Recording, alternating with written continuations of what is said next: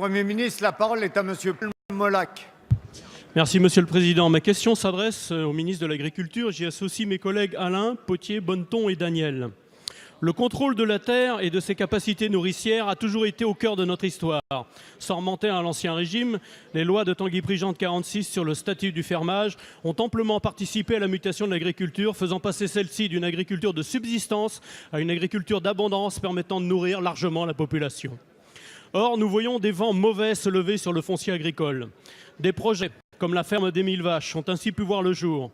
Un cran supplémentaire a été franchi par l'achat par un fonds d'investissement chinois de 1700 hectares à céréales dans le Berry, profitant de la détresse des paysans endettés. Il vise à terme 10 000 hectares afin d'exploiter en direct pour l'exportation en Chine. Après l'Afrique, l'Asie du Sud-Est, c'est donc l'Europe qui est ainsi visée.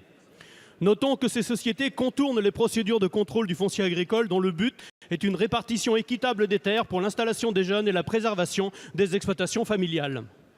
La première question est celle de notre souveraineté alimentaire.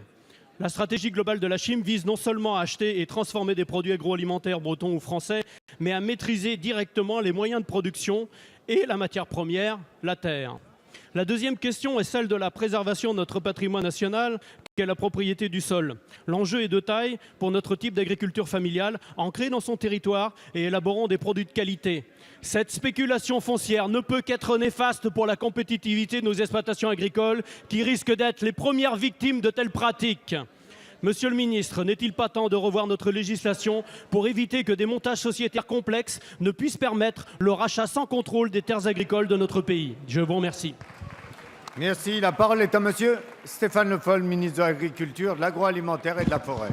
Monsieur le Président, Monsieur le député, il ne s'agira pas entre nous de discuter pour savoir si on va voir ou laisser se développer une agriculture qui serait dans les mains d'investisseurs, qu'ils soient avec des capitaux européens et français ou avec des capitaux venant d'ailleurs et en l'occurrence de Chine.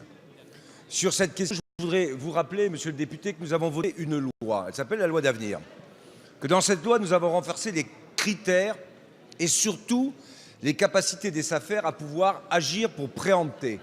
J'ai bien regardé ce dossier et je voudrais vous dire d'abord, comme première remarque, que ce qui s'est passé entre 2013, 2014 et 2015, au moment où les décrets d'application, puisque le décret a été mis en œuvre le 1er janvier 2016 de la loi d'avenir, ont permis à ceux qui se sont organisés comme ils l'ont fait de pouvoir acheter 1700 hectares sans que personne n'ait pu être mis au courant de ces transactions.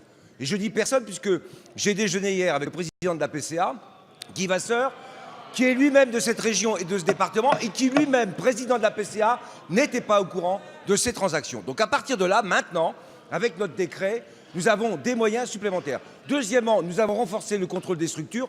Il aura aussi son mot à dire sur cette structure. Et troisième point, pour savoir si nous pouvons aller plus loin dans la législation telle qu'elle est, un groupe de travail a été mis en place au niveau du CGER et Dominique Potier à l'Assemblée nationale travaille sur ce sujet. Nous renforcerons, si nécessaire, notre législation.